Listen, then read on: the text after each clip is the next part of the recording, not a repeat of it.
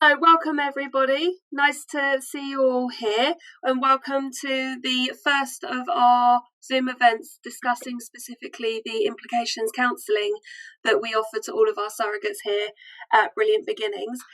My name is not Brilliant Beginnings, my name is Teresa, everyone calls me T, and I'm going to be the kind of host and MC of the event today. Before I get to introducing our panel of experts and people that are going to talk to you today, I'd just like to go through some very quick housekeeping. So this is being recorded so that we can launch the video later on in our closed Facebook group. So please do put yourselves on mute, and if you want to also mute your video, that's absolutely fine as well, and that will just help the session to run a bit smoother. Also, please do feel free to ask any questions. If you could just type them into the chat box, and we have allocated some time at the end to be able to go through those. So don't be shy and do put down any queries that you may have. So we're very lucky today. You can see that we've been joined by a few different people on our panel. Some of us you may have met before. So as I said, my name's Teresa. My role at Brilliant Beginnings is as a surrogate manager. So I spend a lot of my time talking to women who are interested in becoming surrogates, guiding them through the application phase, and then also the screening process and preparing them for match. And this includes lots of things like background checks, helping them to understand their expenses, understand the type of journey that they want, and getting to know them really well so that we can facilitate a really good match for them. I am in the role that I'm in because I'm also a surrogate. So I'm actually almost 31 weeks pregnant on my second journey. I have delivered twins previously as well. And so I've actually gone through the implications counselling twice now as a surrogate. So hopefully you feel reassured that it works and it doesn't scare us off or anything like that. I'm going to introduce you as well to Helen, who will be speaking to you soon. So Helen is our founder and director of Brilliant Beginnings, along with Natalie Gamble, and they launched Brilliant Beginnings in 2013. Helen has over 10 years experience of working in surrogacy, and she is an accredited professional mediator and does a lot of work for preparing our surrogates and intended parents for their journeys going forward and creating surrogacy agreements. We're also really lucky to be joined today by Ruth Wild and Vicky Parking. Ruth has over 18 years experience of supporting people with fertility issues, both people trying to conceive and also surrogates like myself and hopefully like you as well. And she's done this in both clinic and private settings. She is a board member of the HFEA, which is a regulatory body that kind of oversees fertility in the UK, and she's also an honorary member of the Beaker Association, which lots of counsellors are associated with and get their accreditation through as well. And then we also have Vicky. Vicky has over 15 years experience of supporting people with fertility issues, again, in both a clinic and private setting. She is also an accredited member of Beaker, and she's on the executive committee of Beaker as well. So we're really, really lucky to have these ladies with us, and they come with a wealth of knowledge and experience to be able to provide us with some information today. First of all, I'm going to hand over to Helen, who is going to talk to you a little bit about, from our perspective at Brilliant Beginnings, why implications counselling is so important. So Helen, over to you. Wonderful. Thank you so much, T, and welcome everybody. It's such a privilege to be here, and thanks for spending this time with us. As T said, we launched Brilliant Beginnings in 2013, and one of the foundation reasons why we set up Brilliant Beginnings was to provide support to women who were thinking about becoming surrogates. Through our work on the legal side, we encountered lots of issues that occurred after a match has happened, after the baby is born, that took a lot of not just legal untangling, but also on a practical level, that if things had been a little bit more front-loaded, and there had been provision made for somebody being able to guide and offer perspective, then some of the untangling wouldn't have been so complicated. And, central to all of this is to make sure that the women who come forward to be surrogates understand not just the legal implications, but most importantly, their own personal implications of what surrogacy can do. And so we felt very strongly that we needed the support and guidance of skilled, experienced professional counsellors to be involved in helping us guide not just what we did and the way we did it, but also guide and support women and then surrogates throughout their journey. As those of you who have undergone any kind of pregnancy or family building exercise, you'll know nothing ever goes to plan. We would love to be able to say that these are the steps you follow and it all goes beautifully, but of course it never does.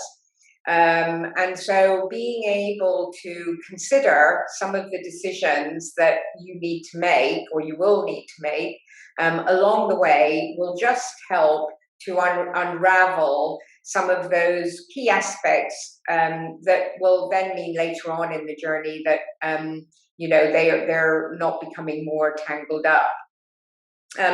We're one of our core drivers in setting up Brilliant Beginnings was to enable better surrogacy here in the UK, and the provision of providing those professional backup support all the way along the way enables us to give the reassurance, not just for intended parents, but for surrogates and their families, that actually this is a serious thing to be undertaking, and it's got to be worked out, for everyone concerned in the right way.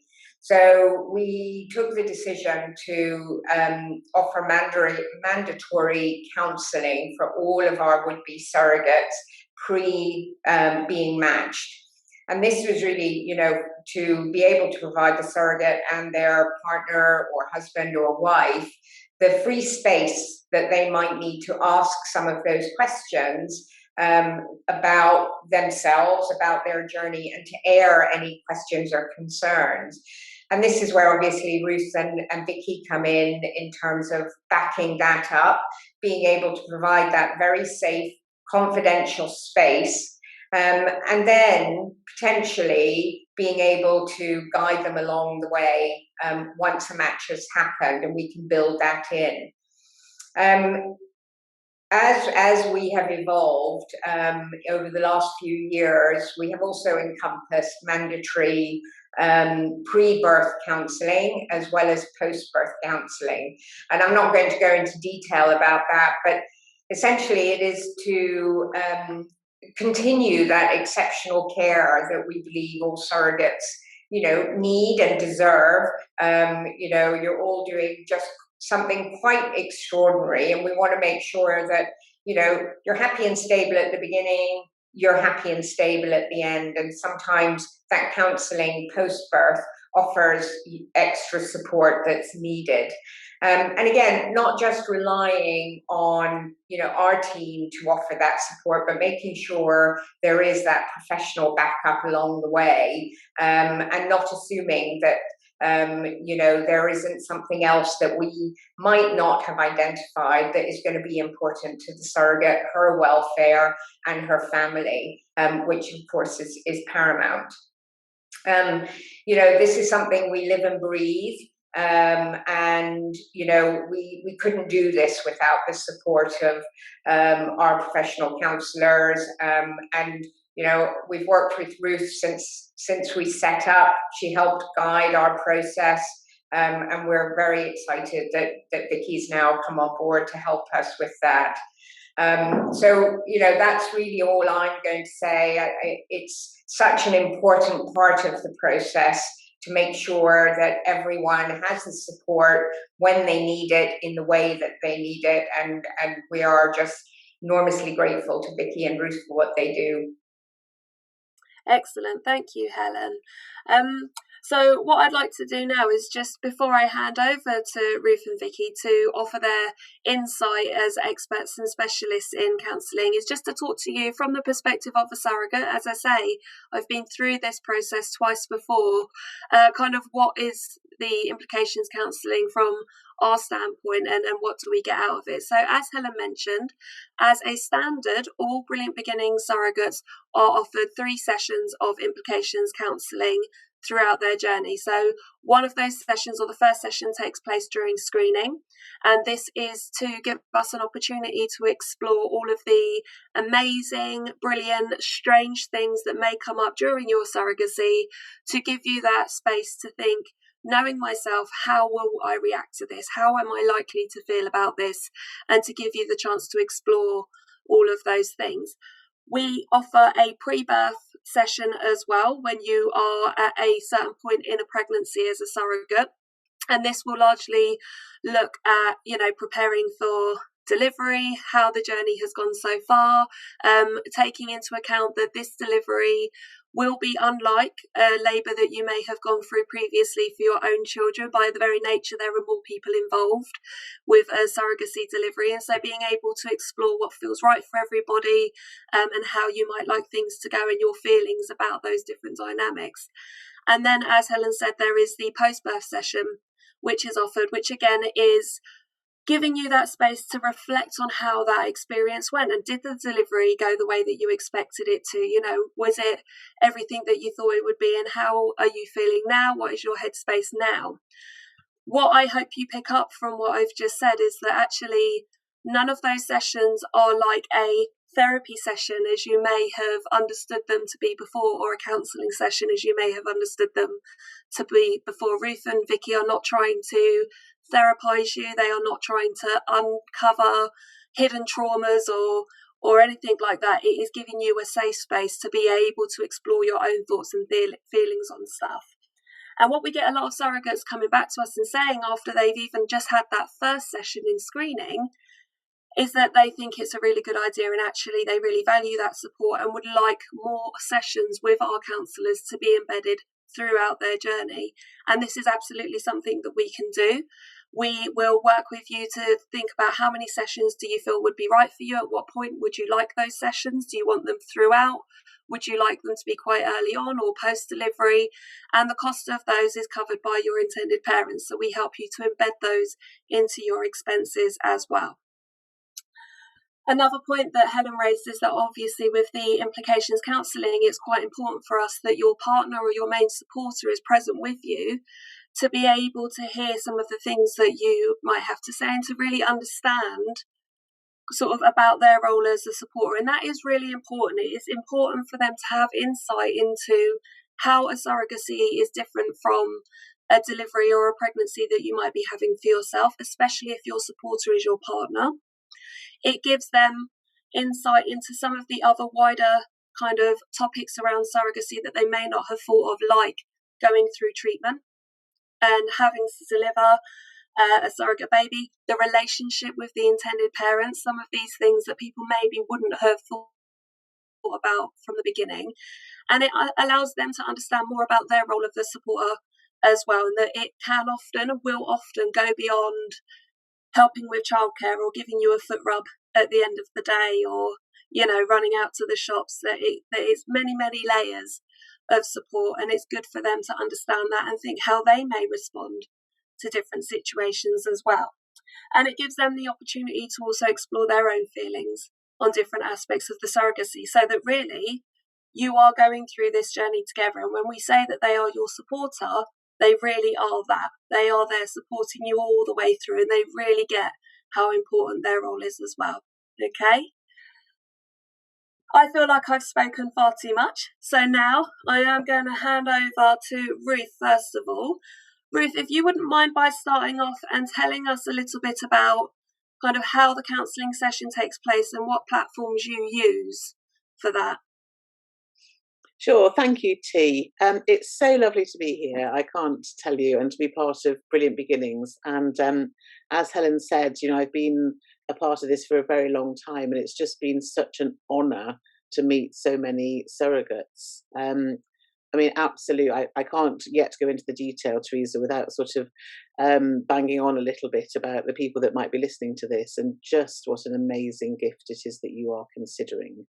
And I want to tell you a little bit about the practicalities of the session, but also start to tell you a bit about the kind of things that Vicky and I might explore in the session and why we might do that. So I'll kick off, as Teresa said, with how this takes place. So what normally happens is that T or one of the other managers within Brilliant Beginnings will let us know that somebody is ready in the screening process to have their implications counselling session, and will give me your contact details, or Vicky your contact details, and we then get in touch with you, and you will have a dialogue with us about arranging a mutually convenient time. And for a lot of surrogates, certainly that I've met over my time, a lot of you may have young children, and so it can feel like an absolute nightmare to arrange a time where you're not going to be interrupted by your 2, 4, 6, or 8-year-old. But I know that Vicky and I are very flexible, and I've been quite happy to do sessions in the evening, because it is much better, if possible, that you can clear that space for you and your supporter, to be able to have a conversation with Vicky and I without the usual demands that are placed on you during the day by your children. It's very difficult to concentrate, isn't it, when you are constantly interrupted. So that's our intention, is to try and find a time where you're going to be to have an uninterrupted hour, because that's how long it usually is. It's about an hour, an uninterrupted hour with us.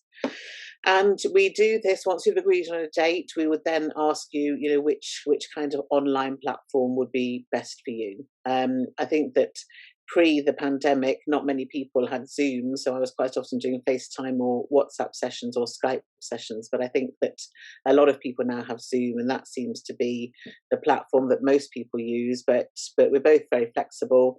And happy to use, one of the video online platforms that would suit you. Because let's face it, depends on what gadget you've got, doesn't it? And if it's a laptop, a phone, or an iPad, or whatever, as to what is going to be the best kind of gadget. So we agree on the gadget, we agree on the online platform, we agree on a time and a place, and Vicky and I, if it is Zoom, we would then send you a link out for that meeting so that you've got it well in advance. So then the most delightful thing is that we actually get to meet you and your supporter. And the first thing that Vicky and I will do before you even open your mouth, really, is to explain about confidentiality with you. I'll just speak for myself, because Vicky will speak for herself later. So what I absolutely want is for you to feel comfortable to talk to me about anything. And if you thought I was going to be making a report back to Brilliant Beginnings about our session, then you're not going to tell me much. And why do I want to know? Is it just that I'm a nosy person and just interested in your business? Well, absolutely not. Well, I am. I mean, I think all counsellors to a degree are nosy people. But the whole reason for this session is to provide a confidential space so that you feel free to ask what you might think are really stupid questions, to consider how this is going to be for your family in a confidential way. So what I would start with saying is that this is a confidential session. There are a few occasions, there have hardly been any in my whole time with Brilliant Beginnings, where I might feel that I needed to say something to Brilliant Beginnings. So that already dilutes the confidentiality, but let me tell you what that means. So if I thought that you carrying on with this surrogacy would cause serious harm to you or serious harm to a member of your family, then I would need to say something. But the saying something bit takes into account the fact that you are a human being and you're a grown-up. So it isn't that I'm going to tell on you behind your back, that I'm going to go ringing Brilliant Beginnings and say, oh, I don't think so. I don't think T's going to make this.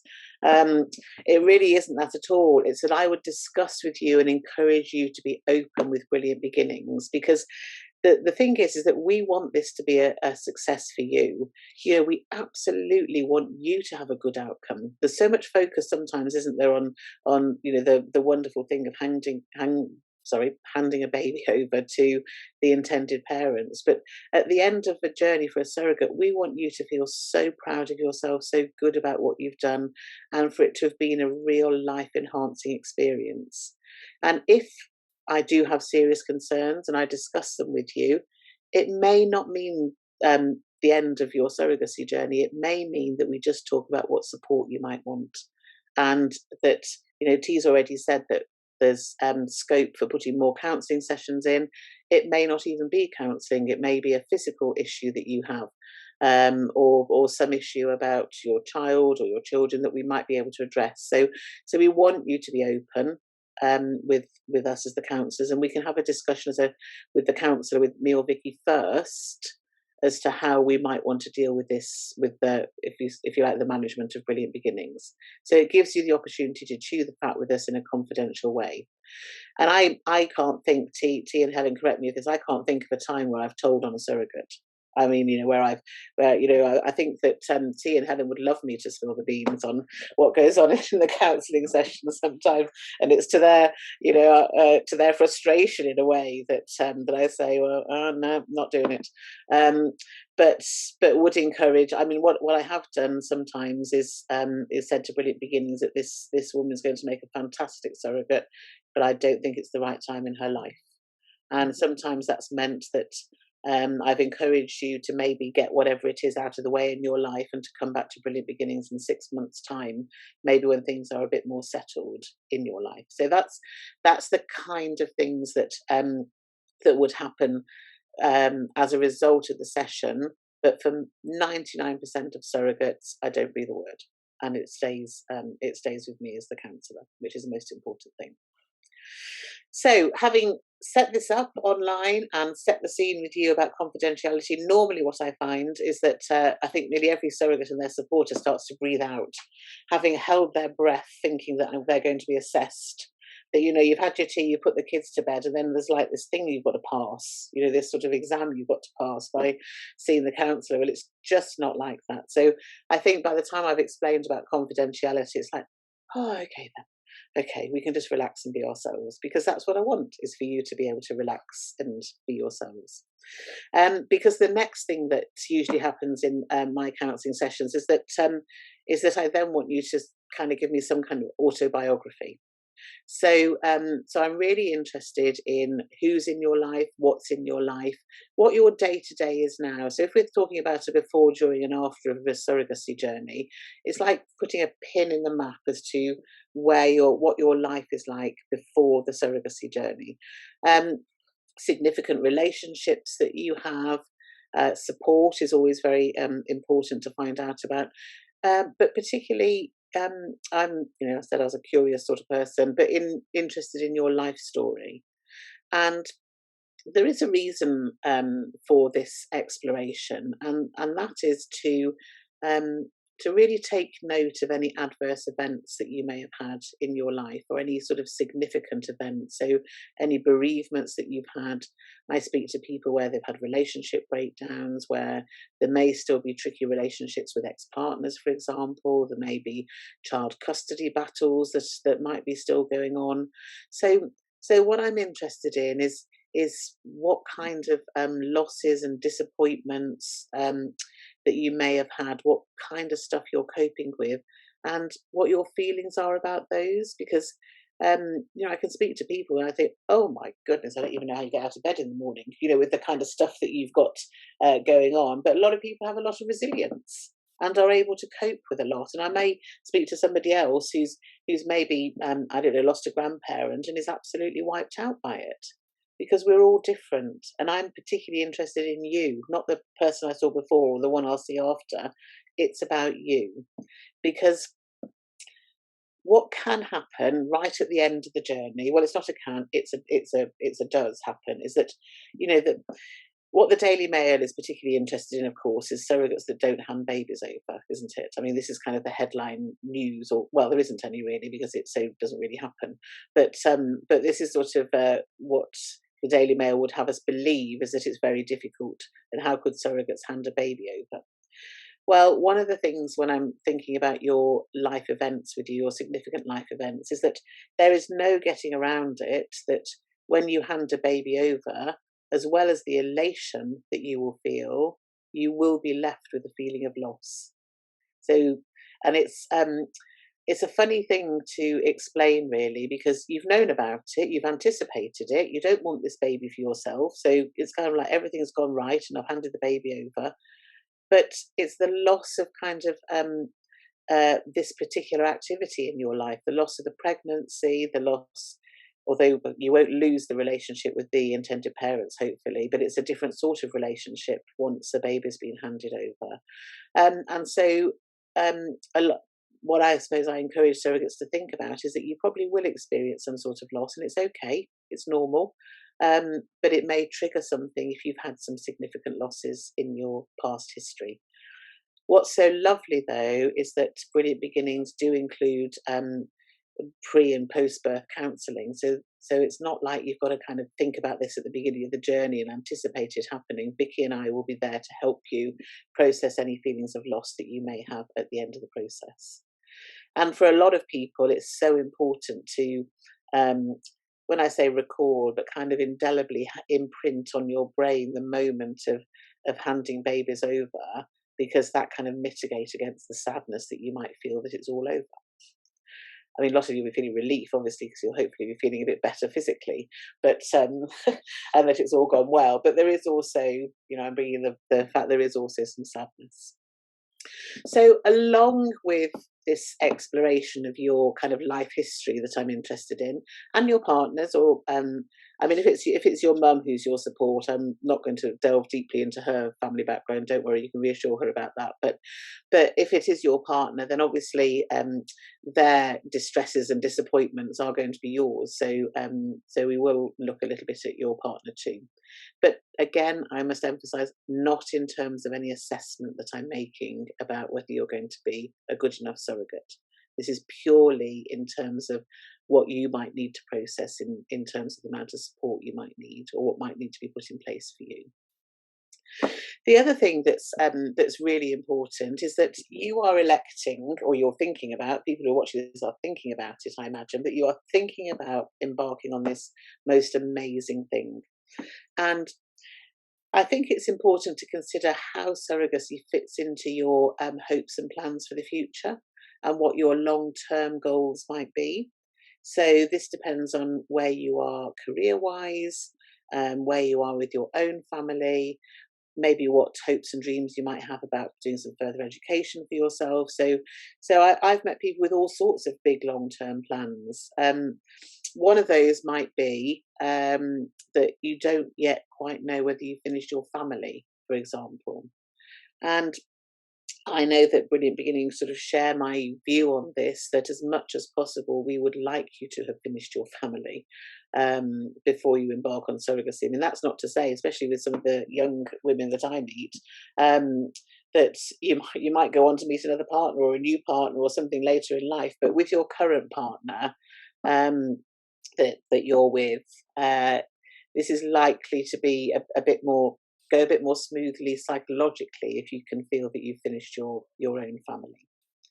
So I'll be talking to you about how surrogacy fits into your overall goals, because don't forget, my overriding thing is for this experience to be life enhancing for you, for it to fit into your life in a way that you can look back, because it's probably going to be a period of 2 years. Would you say, T, something like that? A period of 2 years, probably from start to finish, that those have been the most fantastic 2 years, despite the physical discomfort or whatever it is, that you can look back and think it's been brilliant. And if you can, then we've all done our jobs really well.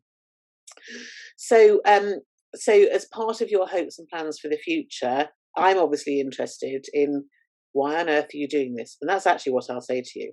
Why on earth are you thinking of doing this? So I'm a woman of a certain age. All that's gone by now for me. I'm in my early 50s. I'm like, oh my goodness, why would you? Why would you put yourself through all of this? And you will have your own personal private reasons. And I'm like your critical friend. So I'm like poking you a bit and saying, well, you could go and bungee jump and raise money that way, or you could go and give blood, or you could give plasma. What is it particularly about this altruistic gesture, or more than a gesture, but altruistic act of being a surrogate that really floats your boat? Because I really want to be sure that you're sure. And I mean, gosh, you'll feel very patronised, but I make no apologies for it, because I know that you haven't just come off the street and thought, oh, I think I'll be a surrogate. That you will have thought about it for a very long time. However, I will prod you a little bit and just say, well, are you sure? Is there anything else you could do that might meet that need? Is this really the thing for you? And really want you to be really clear about your motivation too, because over the period of time of the treatment and the surrogacy, you'll learn it by rote, because you'll be saying to lots of people, it's like, oh, surrogacy, why would you do that? So you're over time, you'll have it off pat as to what your kind of reasons and what your motivations are, which is very important. So I also would, if you have children, I think most of the surrogates that I see have got their own children already, is that I'm also, as you are, we have a joint responsibility for the welfare of your existing children. And really what we mean by this is that that you and I will kind of chew the fat a little over the nature of your children, so your children better than anyone and their ages, and what their kind of level of resilience is and how this might be for them. So, for example, if you are in a blended family, for example, and your children have had to cope with a separation of some sort, then how did they manage that? What kind of difficulties did they have, maybe as a result of adversity in their life?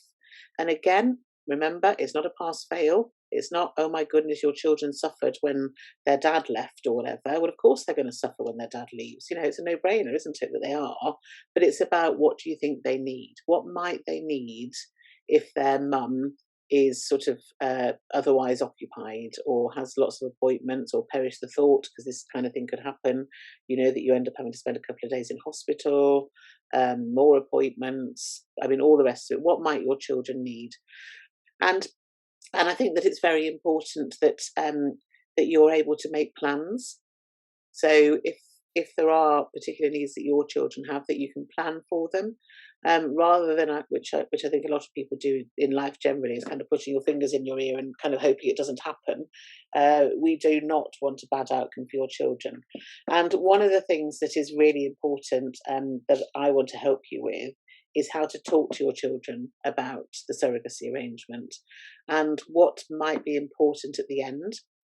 So for a lot of children, it's I think we now know that it's important that they see the end of this. So kind of they see the baby being handed over to the intended parents, that they see that there was an actual baby. And although I see you very early in the process, I want to encourage you to start thinking about the end and what that might be like for your children, and how they would cope with you being pregnant one day and you not pregnant the next day and there's no baby, and what they may need. So we can have quite a discussion about that, because goodness me, I don't know your children from Adam. You know what they're like. Are they sensitive sorts? Are they like robust and wouldn't even give it a moment's thought? But we do need to just explore that a bit, so that they also have a good outcome as a result of this. And finally, before I hand over to Vicky, you are not doing this in a vacuum. You have family and friends, acquaintances, those of you who have young children, you have the school gates to contend with, or the nursery gates to contend with people seeing you growing in size. Not in the way I grow in size, but in the right way, growing in size. And people are curious. People are very curious about surrogacy, and some people may just talk amongst themselves about it, and some people may actually ask you about it. And so I think it's about your own resilience and your own sort of ability to be able to explain a little bit about it, and maybe you may end up having the role of an educator to an extent, and having to educate other people. But what's more important than kind of the acquaintances that a lot of you tell me, well, I don't care really what they think, is the important people in your life. So it may be your parents or your siblings or your grandparents who may not kind of get this. Your parents are most likely to be worried about you, because it's sort of, there are physical risks obviously associated with being pregnant, but it's not just that people have different attitudes. For example, homophobia is alive and well in some people's lives. That they may listen to relatives who are homophobic, or racist, or I'm just calling out things as they are, that still exists in our society. And how might it be if you did this for a same-sex male couple in your community? I mean, I've spoken to some surrogates that think, well, I'm done well going to do it for a same-sex male couple, because I'm just going to show everybody that if there are any homophobic people that I know, well, they're just going to know what my attitude is towards this. So I think that it's this isn't that you should change your behaviour, by the way, in response to people in your life who may have prejudices is the word I'm looking for, who may have prejudice. It's not that you should change your behaviour, but it's just for you to just sort of think about how that might be for you, and whether you want to be a pioneer and a crusader for difference, and to kind of question and challenge stereotypes in your personal life, or whether that feels a bit unsafe for you because you may get some kind of hostility. So that's the kind of a sensitive topic, if you like, that we might also cover. But mainly it's about how you talk to people, how you communicate with your family. And most people, by the time I've seen them, have already had the conversation with the important people in their life and have already kind of overcome, educated is what I want to say, not overcome, but educated people as to why they would do this. Thanks, T. Excellent, thank you, Ruth. And I think it's really interesting listening to you talk, actually, how much of what you've said kind of triggers memories in my mind of conversations I've had with surrogates that I look after, in terms of thinking about who they might like to help and their motivations for wanting to help those people, and also, the support that we can put in place in lots of different ways to help them to kind of care for and nurture those relationships with their own children, so that, as you've said, that surrogacy experience really does enhance their lives, and it is a positive experience. It's not something that conflicts with their family life or conflicts with their lifestyle as they have it at the moment. I find that very reassuring, because that means that obviously we're doing quite a good job if we're seeing lots of these things map across, which is excellent. So thank you for that. I'm going to hand over to Vicky now, who is our other counsellor that we use here at Brilliant Beginnings. And Vicky, if you could start with us talking a little bit about how you explore the needs of surrogates that you speak to. Yeah, absolutely. Just before I started, I just want to say I totally agree with Ruth on the confidentiality stuff. I think that's so important, that people know it's a safe environment, that you can talk about what you want. And as much as that, I really want you to know, as well as Ruth said, that it isn't a test you're trying to pass. And I sort of think that people do go into the first session with me like, oh my God, I hope I don't say the wrong thing. And I think really important, you sort of know there is no wrong thing to say.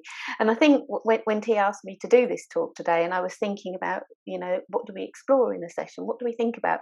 I was thinking it's so unique, because it really does depend on you. It depends on every surrogate what we talk about. So I tried to get a ballpark of what we talk in most sessions, but of course that can change depending on you. But I guess one of the most important things we talk about is what you're looking for in your IPs, and I think that is so important. Thinking about what suits you, what suits your family, and also having, I guess, the confidence to think, no, they don't suit me. So sometimes you can think, this is what I want in my IPs, and you meet them, and when you meet them you think, I can't really put my finger on it, but they're not quite right for me. And I think that's a really okay thing to think. I always associate that a little bit like being at a party, and you'll speak to 5 couples at your party, and 3 of them you'll think, oh, I could be friends with them, and 2 of them will do nothing wrong, but you'll think, I'm not sure. And I think that tummy feeling, as I'll call it, is really important to listen to when you're thinking about surrogacy. So that will be the first thing we'll think about, what you're looking for. I think we'll also think a little bit about fertility treatment, because that will be something you'll be going through, and that will be something that's really different to your previous journey. So I think we'll look at that from your perspective. We'll look at that from your IP's perspective. We'll look at it from what happens if it doesn't work perspective. So I think we're talking about that and thinking about whether you'll have reviews, whether you're in it for however many embryos your IPs have in the freezer. So I think we look very much about what you're expecting from the journey, because this, I think, for almost all surrogates I see, is probably something they're not used to and they probably haven't done before. So we'll also look at what you're hoping in the long game. Do you want IPs that you're friends with forever, or do we want a relationship where you hand over the baby and you have very minimal contact from then on? And so again, I think that's really different from different surrogates, and I think a little bit, as Ruth was saying, also depends very much on how life is for you. If you've got a really big family and you're really busy, probably you want minimal contact, and you don't want to be racing up to see people every weekend. It may be that you're really hoping to come out with a friendship, and I guess in an ideal world, it would be really great if you're just flexible and you have some idea of, you might come out with friends and you might struggle to the end of your surrogacy agreement thinking, that's great, it'd be nice to have Christmas cards and birthday cards, but perhaps not much more. I think friendships are organic, and so I'm not totally sure whether you can decide you want to have a friendship at the start of a surrogacy journey. So we'll look at that, we'll talk about that, and we'll think about what you're thinking about. We'll also talk a little bit about the tricky things, so things like, what if it doesn't go according to plan? What if there's something wrong with the baby at a 12-week scan? Who'll be making decisions about that? Will it be you? Will it be your intended parents? So we'll have a bit of a talk about that. We'll also hopefully at that point talk about things that perhaps you haven't thought about. So quite often at that point, surrogates will say to me things like, well, we'll just take medical advice, but I think quite often it's not that simple. Medical advice is, here are the facts, now you decide. So I think it's important to think about, whether you have any strong feelings about it, whether if intended parents were either very pro termination or very against it, whether that would sit okay with you. These sorts of things, I think, when an arrangement doesn't necessarily go really smoothly, are when it's really important to have had these things spoken about. I'm a big believer in the more you can talk about with your intended parents about these sorts of things, the better. I really hope that you never have to revisit them with your intended parents, but if something goes wrong, I think it's really helpful that you've sort of got a baseline to start on. So we'll talk about that.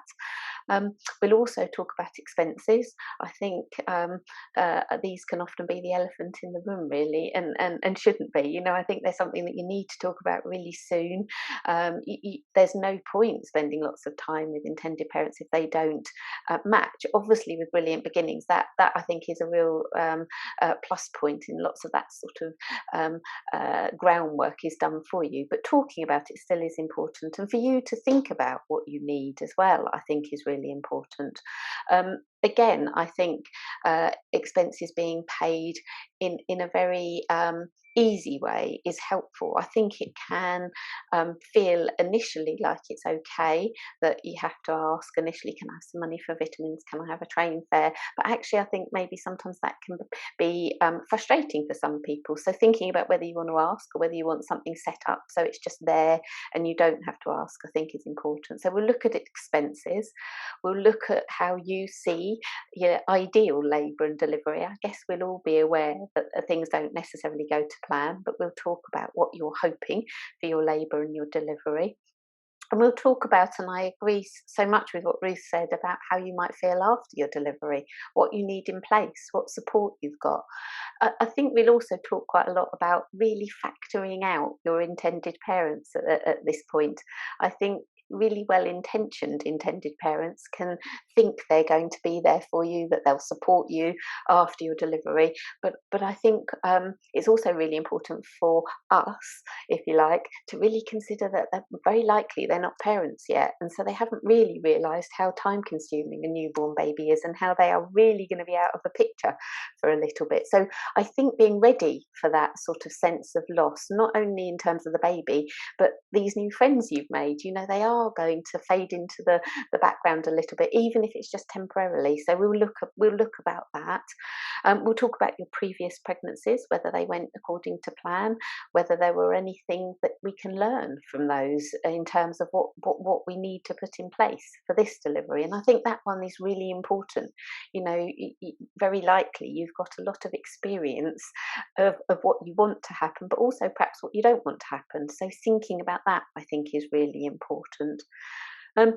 I talk quite a lot as well to you about how it's okay and there is no right or wrong for any of these things, So I sort of want surrogates to be a little bit high maintenance. It is okay to say I want this or I don't want this, and sometimes I think you can almost try too hard to fit into what your IPs want. So I think it's really important to factor yourself in with that. So I guess that's a few of the things that we talk about when we're exploring surrogacy itself.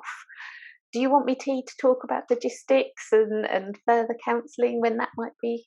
Yes, please. That'd be lovely, Vicky. Thank you. So I think also when we're thinking about you being a surrogate, I think it's also really important for you to think about, have you actually got time for this? So, I feel like having a family is a little bit like having a full-time job. Having a job is, very often very time-consuming. I think running those two things in tandem, it takes up a lot of time. And then adding a third thing into the mix, I think it is really important to think about logistically, can you cope with that? And very often, I think that can depend on your support system. So if you have a great support system, yeah, probably you can juggle it. And so thinking about how you will juggle the time consumingness of it, thinking how you will meet your own family's needs. Will you still be able to be there for your children if you're having to trek hundreds of miles to a clinic for clinic appointments, if you're having fertility treatment elsewhere in the country? If you find brilliant IPs, is it worth exploring the possibility of getting embryos moved so they're nearer to you? So thinking about all those things, I think, is really important. Within this bit, I think it's also really important to think of as many what ifs as we can. So what if you're really ill in this pregnancy and you're in and out of hospital a lot? Who will step into the breach?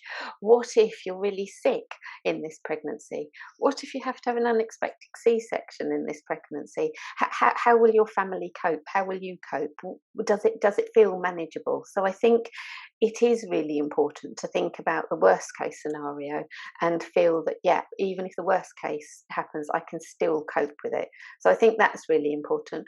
And thinking about where your intended parents are, is it important to you that they're half an hour down the road, or does it not matter if they're 2 hours away? Do you have a distance that's sort of your boundary of this is as far as I can go, or as far away as I want them to be? And I think that comes back to how involved do you want them to be. I think it's a little bit unrealistic if they're 6 hours away to think they're going to come to every midwife appointment. That they might, but realistically, will they? And is that important to you? So distance of your IPs, I think, is really an important one for us to think about at that point.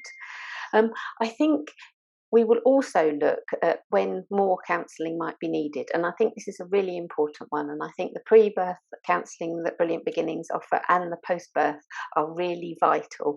I also think that counselling can be a really important lifesaver in a surrogacy journey if things aren't going necessarily to plan. So if you start to have differing expectations, it can be really important to just dip in with somebody, have a session. It might be that you don't need to even involve your intended parents. Just talking it through with a counsellor can help you just come to terms with where you're at. It may come to terms with some resolutions about, oh, actually, maybe I don't need to do that, or actually maybe this is one of those times where I've got to stand my ground. So I'm a big believer in counselling can be a real sort of lifesaver in a surrogacy arrangement. It can keep things calm when things might be going slightly off track. So that's one time I think it can be useful.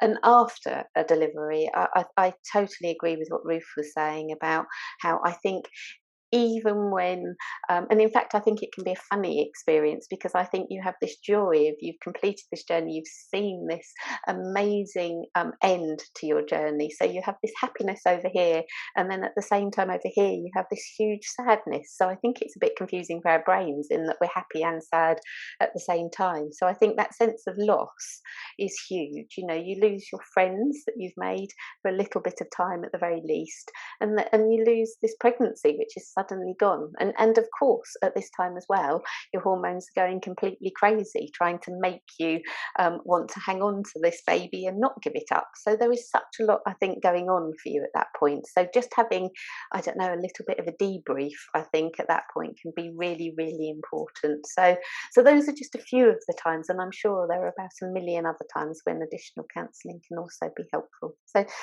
that's my little bit. Lovely, thank you, Vicky. I really appreciate that.